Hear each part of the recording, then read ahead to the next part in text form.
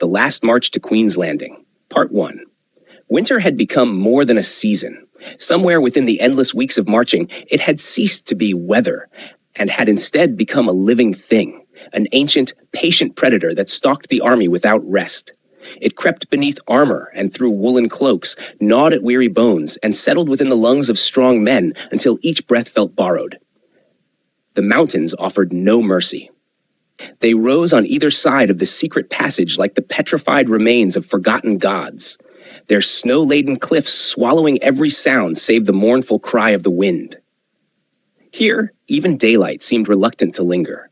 The pale sun drifted above the peaks for only a few short hours before surrendering once more to an endless twilight, leaving the thousand souls below to march through a world of blue shadows and frozen stone.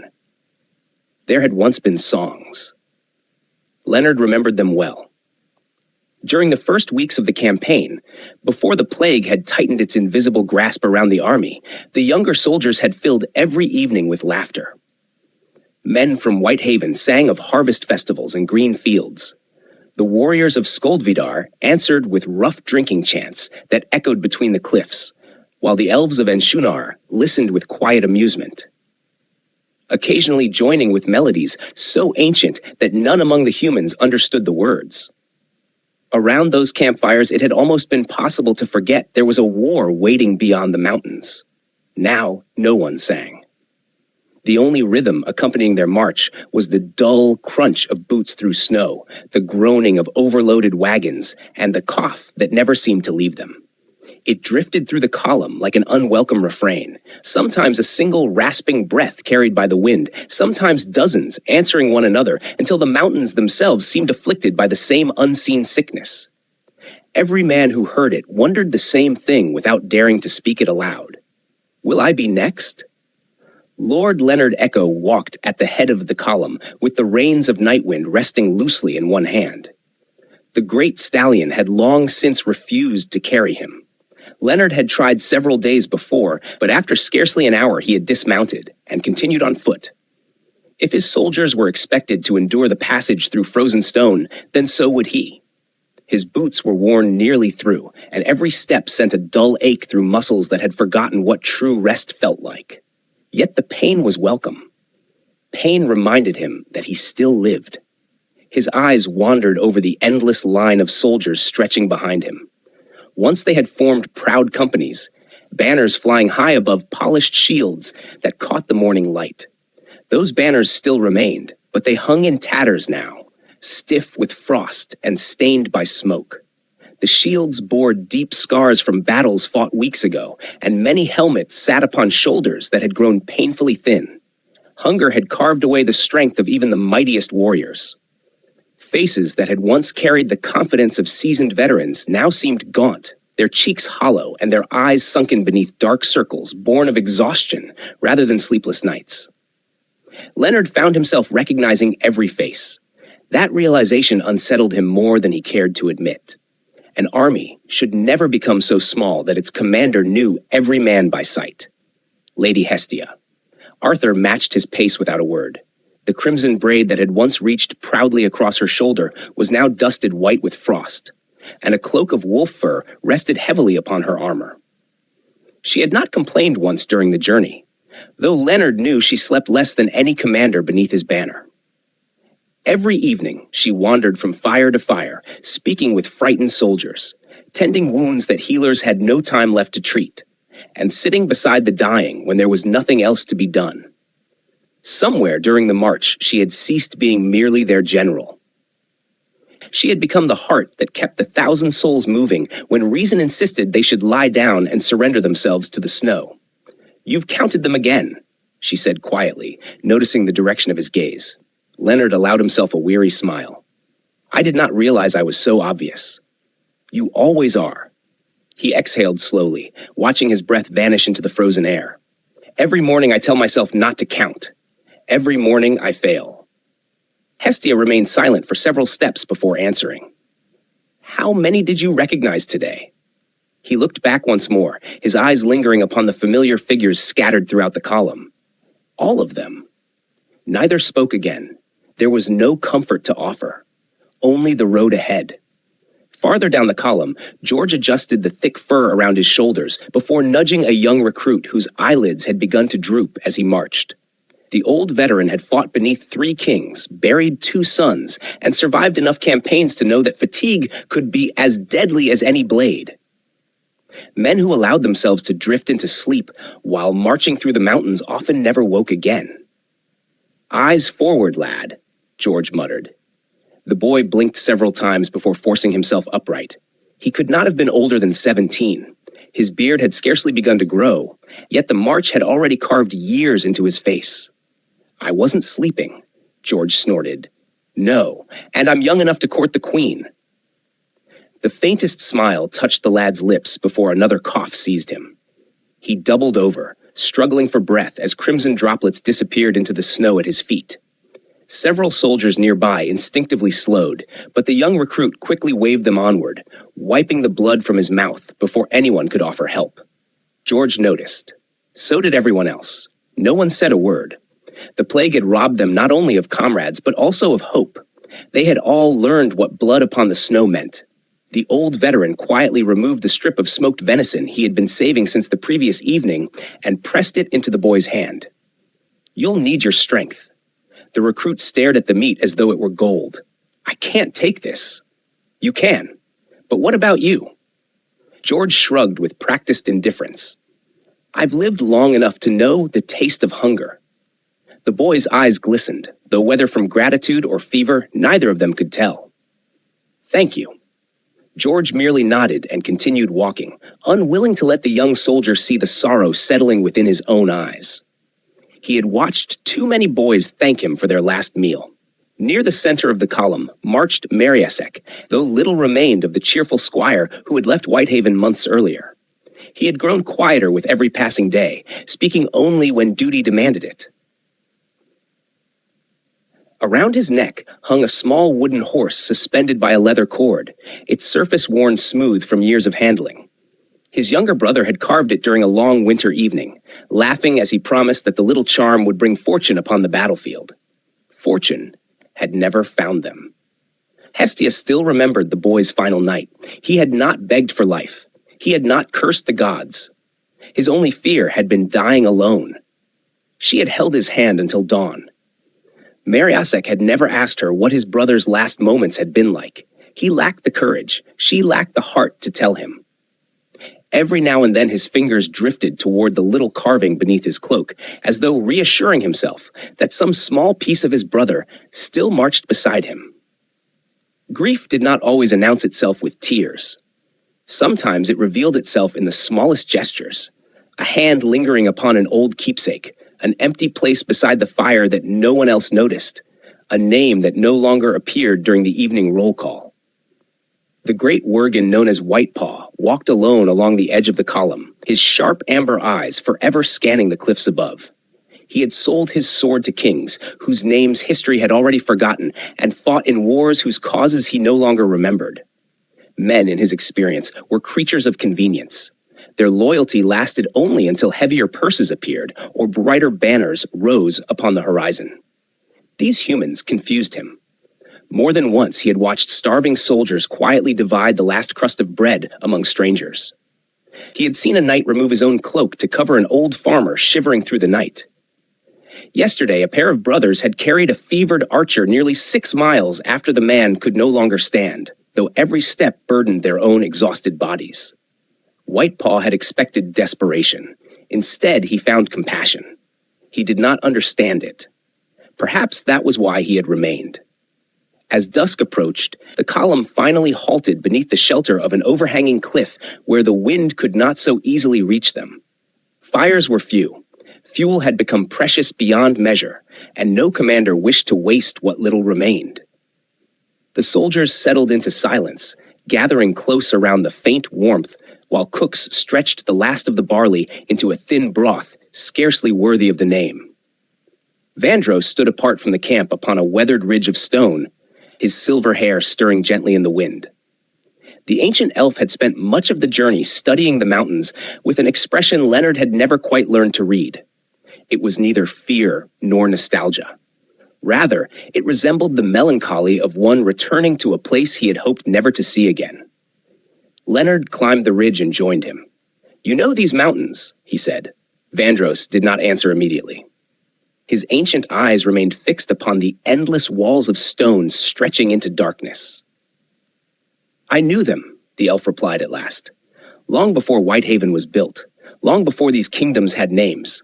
There was a road here once, broad enough for 3 wagons to ride abreast. Merchants crossed it carrying silk from the eastern kingdoms, and children played beside streams that no longer exist. You see only snow and rock, Leonard. I still remember orchards." Leonard looked across the desolate pass in silence, trying to imagine flowers growing where glaciers now lay imprisoned beneath ice. He found that he could not. What happened? Vandros lowered his gaze. The world forgot how fragile it was. Below them, the campfires flickered against the growing darkness, tiny islands of warmth surrounded by an ocean of winter. Somewhere a child began quietly humming a lullaby his mother must have taught him long ago. One by one, weary voices joined the melody, not loudly, not proudly, but softly enough that it seemed carried more by memory than by sound. Leonard listened until the song faded into silence. "They're still hoping," he murmured. Vandros smiled with a sadness born of centuries. "No, my lord." The old elf watched 1,000 survivors gather close against the cold, sharing blankets, food, and what little comfort remained to them. They have simply chosen that despair will not have the final word. The wind swept once more through the forgotten passage, carrying away the last notes of the lullaby. Tomorrow, the march would continue deeper into the mountains, and with every mile, the narrow gorge drew nearer. Yet none among the 1,000 could shake the quiet certainty that before they reached its shadow, the passage would demand still more names for its endless, frozen grave. Part 2. Morning arrived without sunrise. The sky beyond the mouth of the pass remained hidden behind thick clouds, the color of old iron, and what little light reached the earth was pale enough to rob the world of every color save white and gray. Snow drifted lazily through the mountain corridor, settling upon abandoned wagons, broken spear shafts, and the countless footprints left by those who had passed before. During the night, another 12 souls had succumbed to the plague. They had not screamed this time. Exhaustion had robbed them even of that final strength. Leonard stood beside the funeral pyres with Hestia, watching the flames struggle against the bitter wind. There was scarcely enough timber to cremate half the fallen, and each log committed to the dead was warmth stolen from the living. It had become a cruel ritual. Every dawn demanded the same impossible choice, and every dawn Leonard chose those who still breathed. He no longer sought forgiveness for it. When the fires had burned low, the column assembled once more. No speeches were given. There was nothing left to say that had not already been spoken 100 times. Men adjusted their packs, tightened the bindings upon frost-bitten boots, and resumed the march with the dull obedience of those who no longer questioned the road before them. They simply walked because the man beside them walked. As the hours passed, the snow deepened until every step became a labor. Wagons sank to their axles, forcing soldiers to shoulder ropes and drag them forward through the drifts. More than once, Leonard himself took hold beside them, his gauntlets digging into the frozen hemp while Nightwind walked riderless at his side. Hestia said nothing as she joined him. Soon, Lord Theomond Risewell and Lady Vera Thorne followed, and before long dozens of soldiers crowded the ropes. No command had been given. None had been needed. Whitepaw watched the scene with quiet disbelief. Among the mercenary companies of the South, commanders barked orders while common soldiers hauled burdens. Here, the Lord of Whitehaven strained beside farmers and blacksmiths until his breath clouded the air in ragged gasps. Hestia's hands bled where the coarse rope bit through her gloves, yet she never loosened her grip. Even the proud elf, Lord Elendil Marinor, laid aside his cloak and pushed against the wagon wheel until it finally lurched free of the snow. Whitepaw had spent a lifetime believing loyalty was purchased. Perhaps, he thought, there were rarer things than gold. By midday, the wind finally relented, and for the first time in many days, the army halted before the remains of an ancient stone bridge. Only its arches survived, worn smooth by centuries of ice. Vandros lingered there longer than the others, his fingers tracing faded runes half hidden beneath frost. George noticed. "You've seen this place before." The old elf smiled faintly without looking up. "I crossed this bridge when it was new." George chuckled, assuming it a jest, but the expression on Vandros's face never changed. There were markets here once, the elf continued quietly. Musicians played upon these stones. Merchants argued over the price of wine, while children threw pebbles into the river below. The banners of dwarves, elves, and men all passed this way together. George looked over the frozen wasteland stretching beyond the bridge. It is hard to imagine. That, Vandros replied, is the saddest thing about history. Time does not merely destroy kingdoms. It convinces those who come after that they never existed. They continued onward until dusk forced another halt. The camp was little more than a scattering of tents huddled beneath the shelter of towering cliffs. Fires burned low, and thin broth simmered inside blackened pots while weary soldiers rubbed warmth back into numb hands. It was George who finally broke the silence. "You know," he began, settling onto an overturned crate, "the first time I saw Queen Renoria, she couldn't have been older than 15. Several younger soldiers lifted their heads. Even Whitepaw wandered closer, pretending only to warm himself by the fire. George smiled into the flames.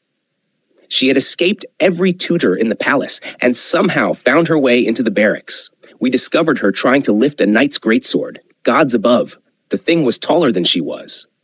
A ripple of laughter passed through the circle. When we told her she was far too small, she looked up at old Captain Osric and said, 'Then perhaps the sword should grow smaller.'" Even Leonard allowed himself the ghost of a smile. George shook his head fondly. "She never acted like a princess, ate with the soldiers, learned every stable-hand's name. When winter came, she'd disappear from the palace carrying baskets of bread to the poorer districts. Half the court thought her foolish. And the other half?" one recruit asked. "The other half followed her." Silence settled comfortably around the fire. George stared into the dancing flames. "I watched her become queen. I watched men twice her age kneel because they believed she'd carry burdens no one else would. That's what made people love her." He looked toward Hestia. "It wasn't the crown." Hestia lowered her eyes, saying nothing. Across the fire, Mariusek sat alone, turning the little wooden horse over in his hands. The flames reflected softly across its worn surface. For a long while, he simply watched it, until Whitepaw quietly lowered himself beside him. "Your brother carved that." It was not a question. Mariusek nodded. "He wanted to become a knight. He almost did." A faint smile appeared upon the young bannerman's face. "When we were children, he used to follow me everywhere. If I climbed a tree, he'd climb higher. If I picked up a wooden sword, he'd find a bigger stick." He laughed softly before the sound dissolved into grief. "I kept telling him to stay home. Mother begged him not to come." Whitepaw remained silent. "He died believing I'd protect him." The words hung between them. "No," Whitepaw answered at last. "He died believing you marched beside him." Mariusek looked up. "There is a difference." For the first time since his brother's death, tears finally came. They did not arrive in great sobs or cries of anguish. They simply rolled silently down his cheeks while the little wooden horse rested between his trembling hands. Whitepaw said nothing more.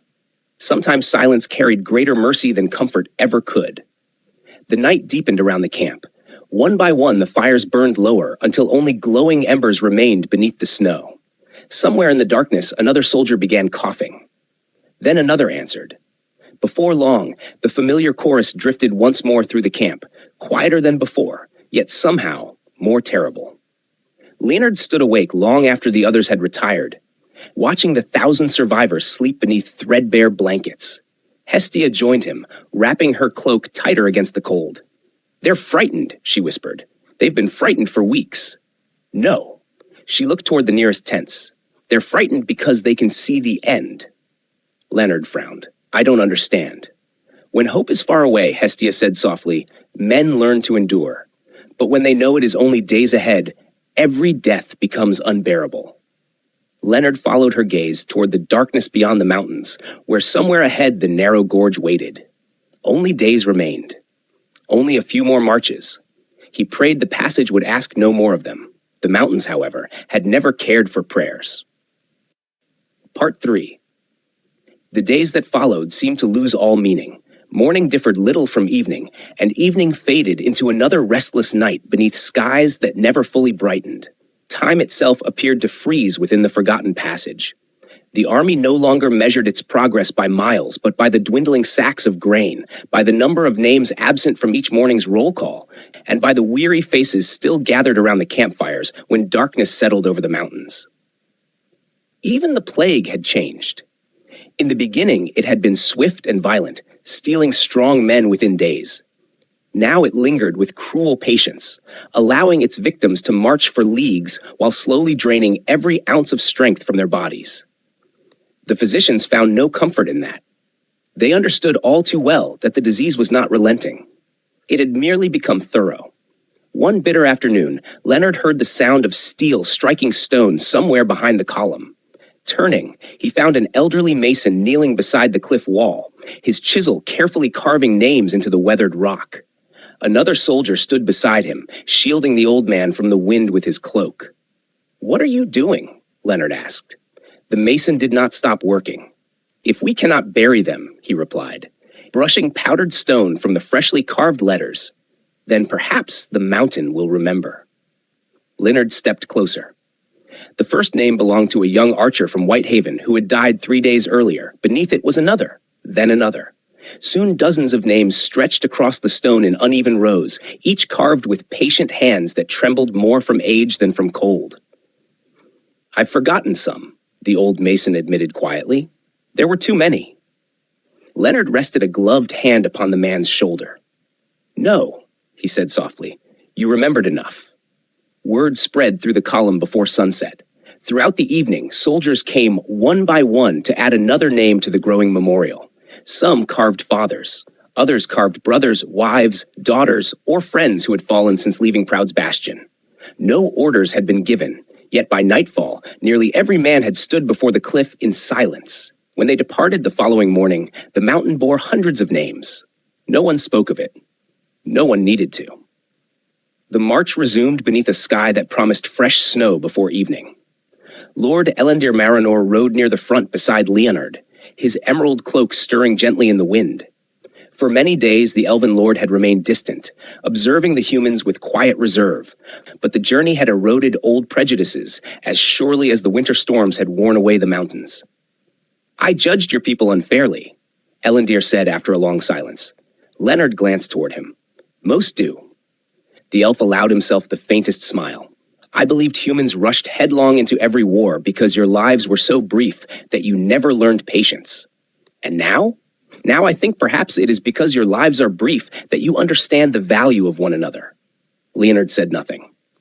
Elendil looked back toward the column stretching behind them. "My king has ruled Enshunar for nearly 6 centuries. He believes immortality grants wisdom." His expression darkened. "I am no longer certain." Leonard studied the elf for a moment. "You speak as though you fear what lies ahead." "I fear old men who have forgotten how to listen." The words lingered between them long after the conversation had ended. That evening, the wind finally died. It was the first peaceful night the army had known in weeks. The soldiers gathered close around their fires, while George quietly tuned an old travel lute that had somehow survived the march. Several strings had snapped long ago, leaving only 4 intact, yet the instrument still carried a gentle warmth that no speech could ever match. He began with an old Whitehaven ballad, not a song of kings or glorious battles, a lullaby. Its melody drifted softly through the camp until even the coughing seemed to lessen. Men who had not spoken in days quietly joined the chorus, their tired voices weaving together beneath the pale stars hidden beyond the clouds. Hestia walked among them carrying bowls of hot broth. She stopped beside a little girl no older than 8, wrapped in a cloak far too large for her shoulders. The child's father had succumbed to the plague a week earlier, leaving only her elder sister to care for her. "Is it warm?" Hestia asked. The girl nodded eagerly after tasting the broth. "It tastes like home." Hestia smiled, though the words struck her heart with unexpected force. What was home like? The child stared thoughtfully into the steam rising from the bowl. There were apple trees. Nothing more. No castle. No riches. No tales of grandeur. Only apple trees.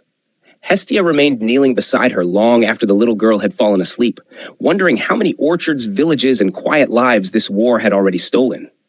Whitepaw found Vandross standing alone once again upon a ridge overlooking the camp. "You enjoy being alone. I enjoy listening." To what? The old elf smiled faintly. The silence between heartbeats. Whitepaw frowned. You elves speak strangely. We have had centuries to practice. The great Worgen folded his arms. Tell me something. Vandros looked toward him. You have lived longer than anyone here. I have. Have you ever seen hope survive a march like this? For the first time that evening, the old elf laughed. It never survives. Whitepaw blinked. Vandros continued. It changes. The elf's gaze drifted toward the weary soldiers gathered around the fading fires. When they entered these mountains, they hoped for victory. He looked toward Leonard. Now they hope only that the man beside them sees another sunrise. His eyes settled upon Hestia, comforting yet another frightened child. And sometimes, his voice became almost a whisper, that is the stronger hope. 3 days later, the passage narrowed so sharply that the army was forced to march two abreast. Towering walls of black stone rose hundreds of feet above them, blotting out nearly every trace of daylight. The air itself seemed colder there, untouched by the sun for ages beyond memory.